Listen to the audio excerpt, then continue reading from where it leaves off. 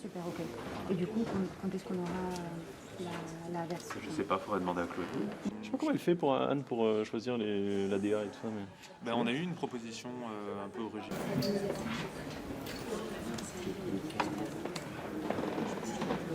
Alors la mortalité des journalistes dans l'exercice de leur fonction est repartie à la hausse. On est à 67 tués cette année, 503 journalistes emprisonnés.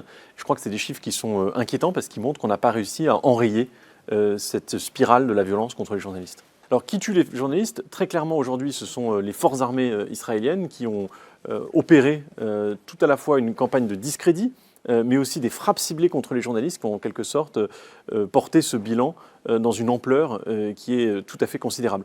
Il y a aussi le crime organisé qui est responsable d'une grande partie des décès de journalistes, des assassinats de journalistes en Amérique latine.